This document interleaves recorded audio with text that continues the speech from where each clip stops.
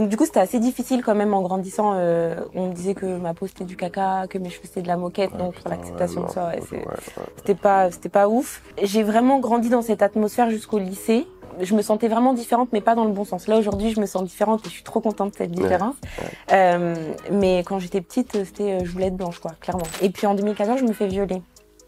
Et du coup là, c'était le summum, ça venait confirmer cette pensée première que j'avais de je suis pas assez, je vaux rien, etc. En mode on me considère vraiment comme un objet, tu vois. Je pense que c'est tout mon vécu aussi qui m'a emmenée à être la femme que je suis aujourd'hui et à aider les personnes que j'aide aujourd'hui. Peut-être que si j'avais pas vécu ce que j'avais vécu, je serais peut-être que je ferais ce que je fais, mais moins en fait. Ouais, peut-être que je le ferais différemment.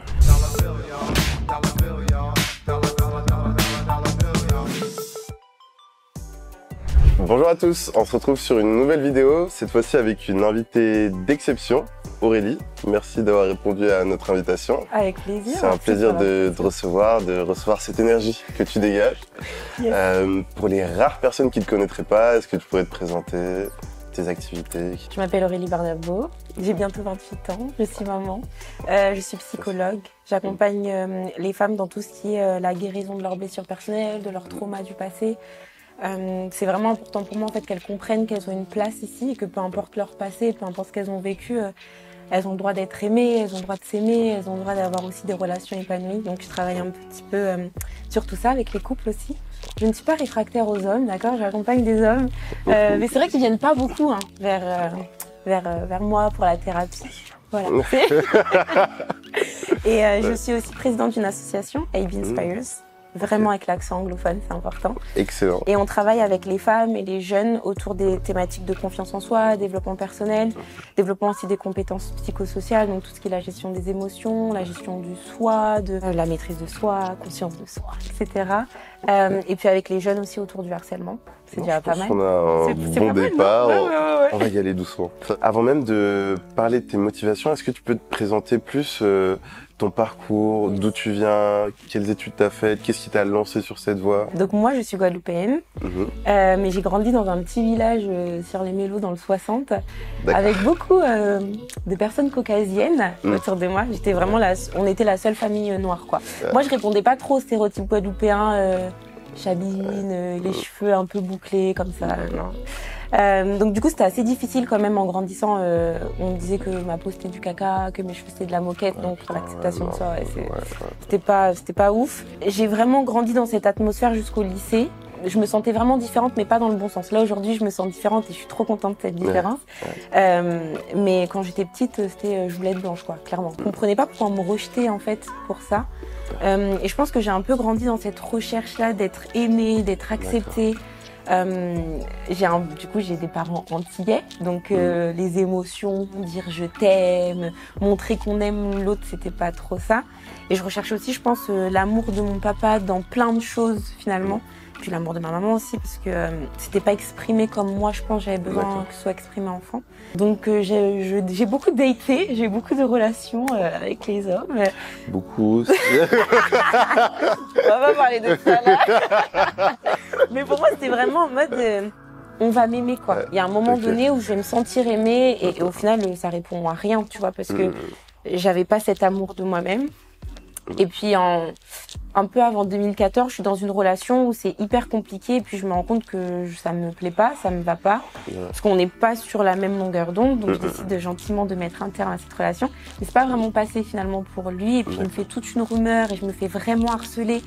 On m'appelle, enfin tu sais ce truc qu'on voit dans les films où on t'appelle pour te traiter de sale pégueux, de ça. Et là c'est là la première fois j'ai eu des pensées suicidaires.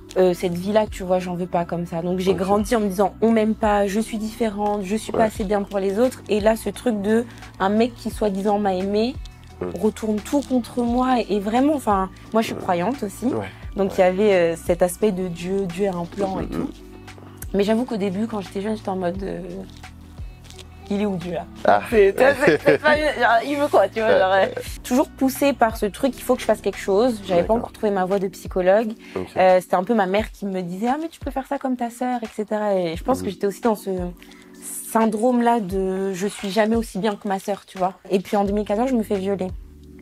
Et du coup là c'était le summum, ça venait confirmer cette pensée première que j'avais de je suis pas assez, je vaux rien, etc. En mode on me considère vraiment comme un objet, tu vois. À cette époque, j'avais pas beaucoup d'amis du coup, mais j'en avais un.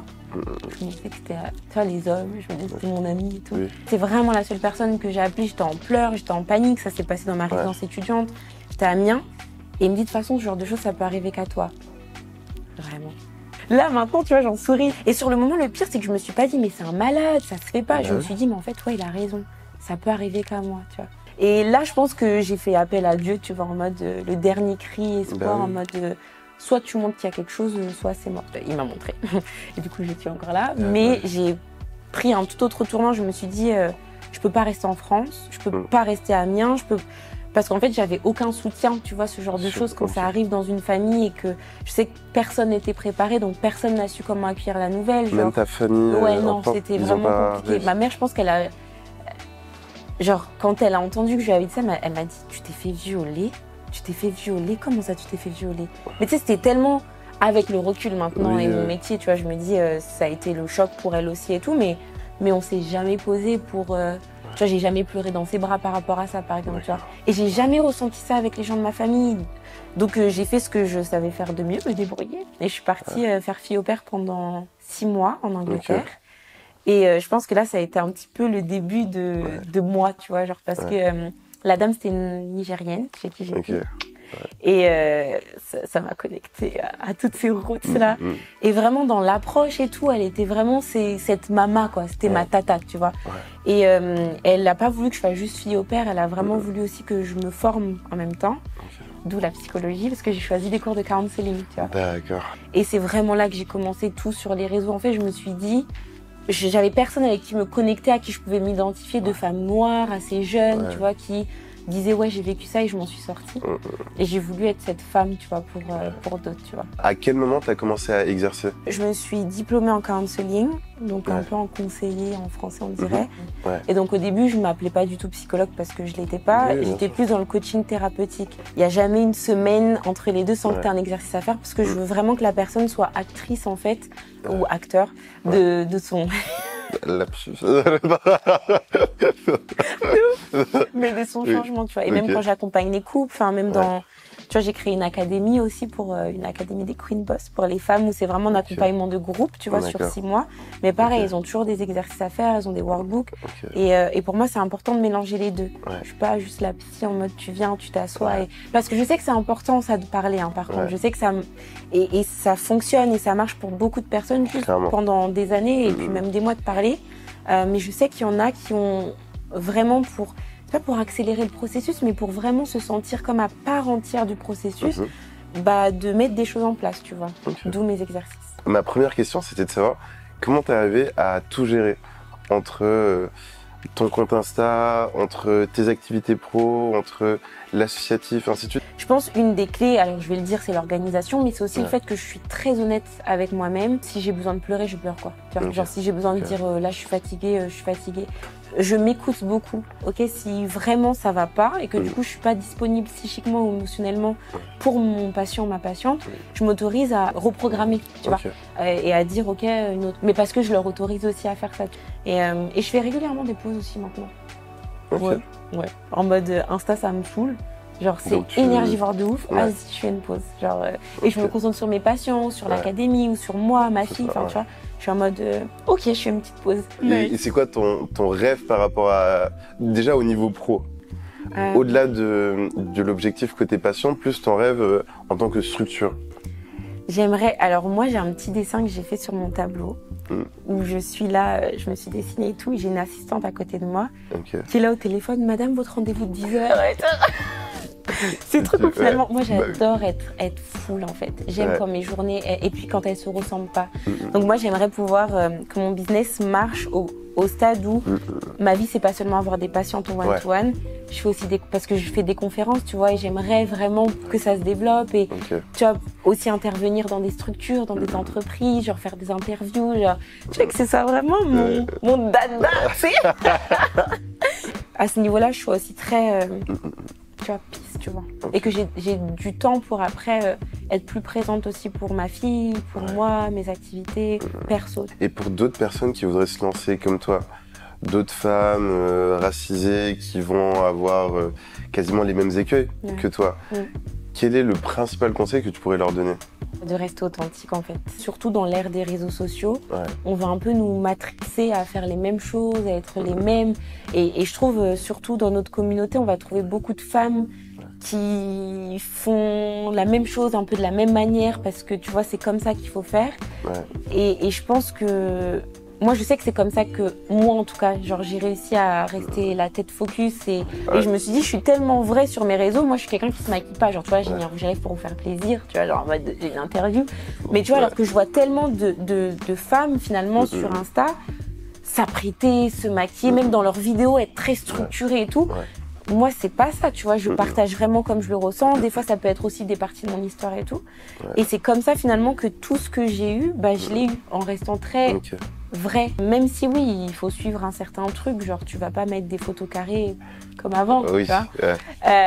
Mais quand même, je pense que c'est important de rester vrai, peu importe ce que les coachs business et coachs Insta disent, tu vois. Et de pas hésiter à se faire accompagner, en fait. Aussi à ne pas se dire, je vais tout gérer toute seule, parce que, tu vois, je suis capable. Ouais, je sais que tu es capable, tu vois. Mais c'est bien aussi si la partie que tu maîtrises un peu moins, bah, tu peux la déléguer justement à des personnes qui maîtrisent, tu vois, et qui ont ton cœur aussi, tu vois, qui ne sont pas juste stats et argent, mais qui ont aussi le cœur, tu vois, pour dire, ben, je capte ta vision et je capte là où tu veux aller et on va y aller ensemble, tu vois. On reste encore un tout petit peu sur la businesswoman. Qu'est-ce qui te rapporte le plus à l'heure actuelle, sans donner de chiffres ou autre? Tes consultes. En one-to-one. Sûr. Est-ce que les conférences, tu veux que ça prenne une part plus importante? Ouais, carrément. En fait, je me dégage pas de temps parce que j'ai l'impression de pas en avoir pour préparer ce genre de choses. C'est toute une organisation. Là, tu vois, j'ai sorti un livre. Mais MDR, est-ce que tu vois, j'ai même pas le temps de faire une vraie promo de ce livre. Donc c'est le moment de faire la promo de ton livre aussi et d'en parler au public. Oui, c'est un livre que j'ai écrit qui s'appelle Talita Kumi, mais c'est un livre du coup pour les femmes croyantes que j'ai sorti. J'aime croire que tu vois, on a vraiment un but chacun sur cette terre et que c'est super d'aller à l'église et c'est super de prier, mais qu'il n'y a pas que ça, tu vois. Et qu'on est appelé vraiment à se déployer dans tous nos talents et que c'est comme si Dieu, tu vois, il te donne les ingrédients, mais c'est grave à toi de faire ton gâteau. Et du coup, mon livre Talita Kumi, qui veut dire femme lève-toi, tu vois, je l'ai vraiment sorti. En fait, c'est un devotional. C'est ce livre que tu lis pendant un mois, mais chaque jour, tu as un verset, un texte que j'ai écrit et une action à faire, tu vois. Et c'est vraiment dans plusieurs domaines, tu vois. Donc, ta relation avec Dieu, ta relation avec toi-même, ta relation avec les autres et ta relation finalement face aux épreuves que tu peux vivre et que tu puisses comprendre en tant que femme que tu es grave une solution, en fait. Et ça, c'est vraiment ce que je voulais dégager à travers ce livre, c'est qu'on n'est pas appelé à rester là assise, en fait. Peu importe notre vécu, peu importe notre passé, peu importe ce qu'on a pu dire. Je pense que c'est un peu aussi mon histoire, tu vois, où je suis pas restée assise, je suis pas restée à terre même, mais tu vois, je me suis levée pour justement aider d'autres personnes. Et je dis pas qu'on est tous appelés à faire ce que là on fait, nous par exemple, tu vois. Mais chacun à notre échelle, on peut faire la différence dans la vie de chacun. Et ton asso? Mon asso, oui. AB Inspires. C'est une asso que j'ai lancée pendant le confinement.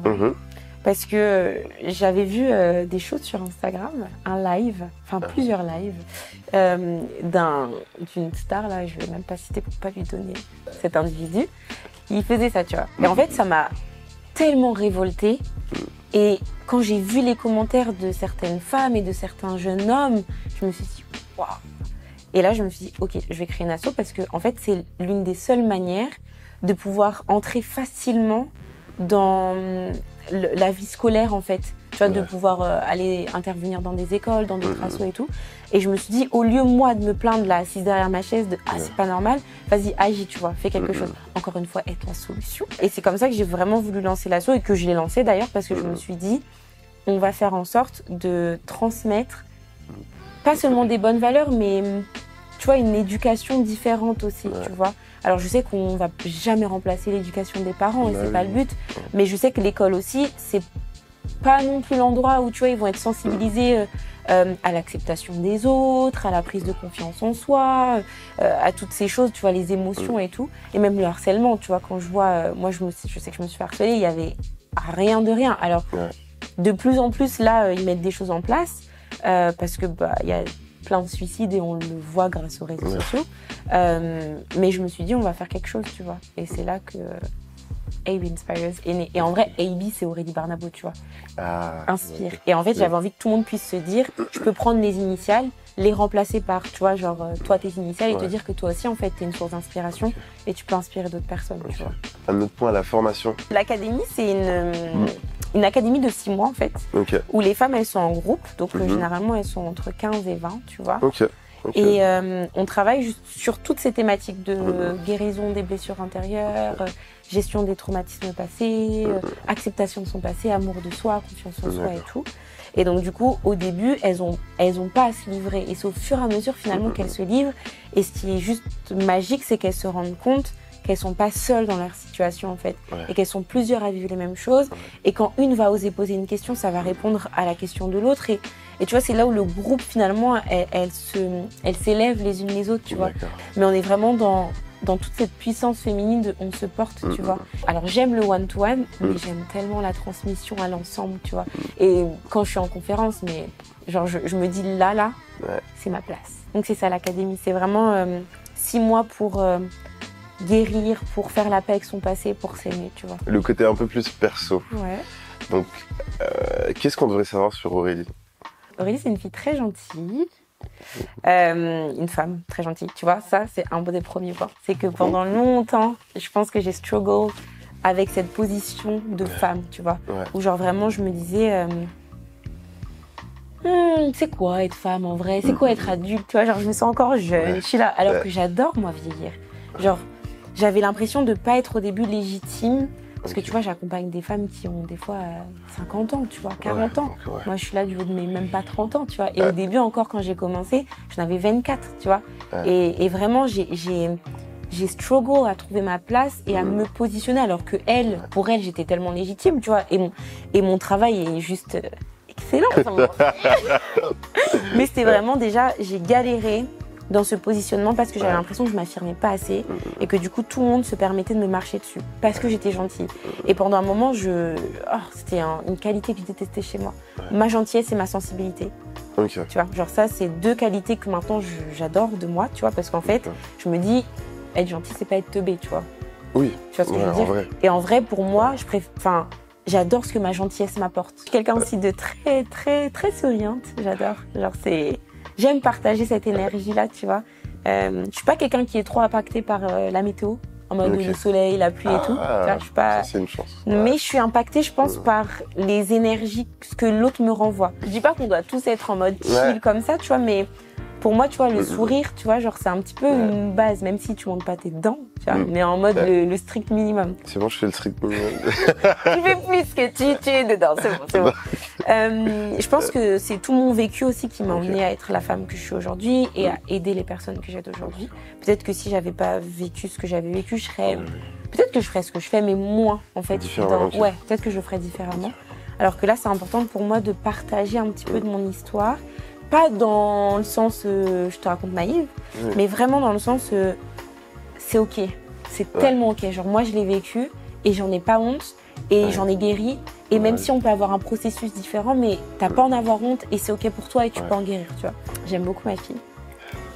C'était important pour moi, même si elle était pas du tout prévue. J'ai aimé la voir, j'ai eu l'impression de grandir en même temps qu'elle, tu vois, dans ma maternité.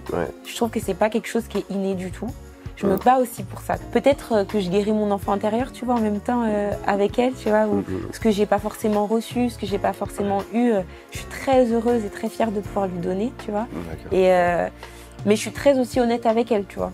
En mode, là, c'est pas possible ce que t'es en train de me faire, tu vois. Je suis en mode, j'ai pas envie là. Tu vois, là, j'ai pas envie qu'on se parle tout de suite maintenant parce que tu viens de faire un truc, ça me plaît pas.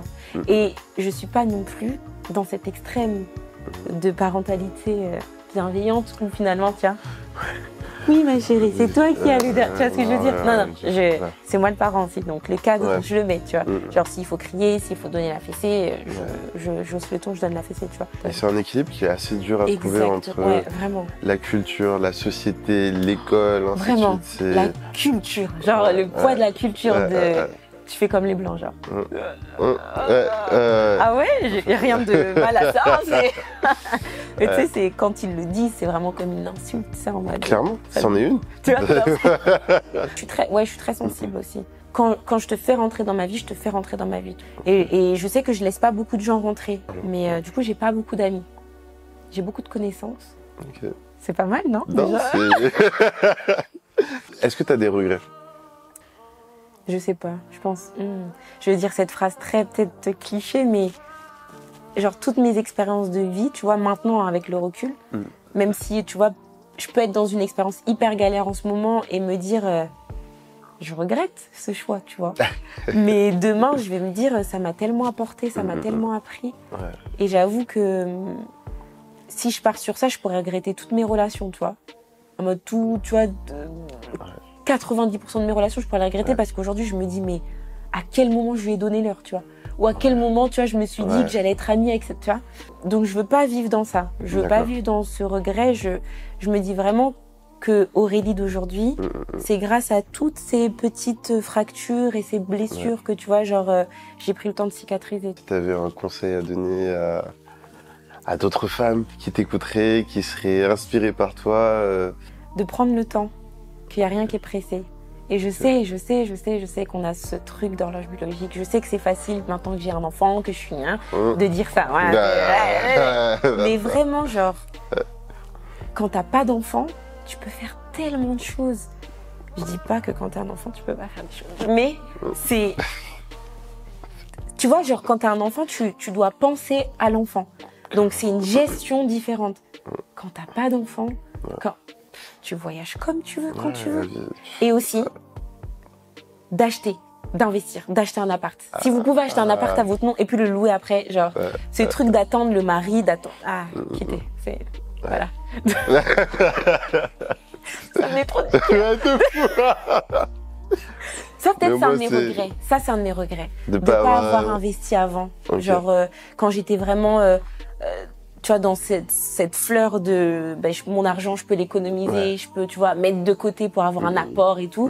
Genre, ça, c'est un regret, je pense. Tu vois, que là, du coup, j'essaye de... Mais t'es une girl boss. Je suis une girl boss, la conférence, la formation, tout. L'argent rentre, c'est mot. C'est réglé. On va y contribuer. On va acheter. Voilà. C'est simple, c'est comme ça. Mais ouais, je dirais ça. Genre, prenez le temps et puis d'investir pas seulement sur soi en mode oui dans votre santé mentale et tout, mais d'investir aussi financièrement. Bah du coup, c'était un plaisir de te recevoir. L'échange et au-delà de l'échange même et du contenu, vraiment l'énergie, ce que tu nous as transmis était tellement en accord avec ton message que ce sera un plaisir de pouvoir échanger de nouveau. Yes, avec plaisir, merci à toi. En tout cas, je vous invite à la suivre, à regarder toutes ses activités, Instagram, les conférences, l'association. Sinon, je vous dis à très bientôt. Au revoir.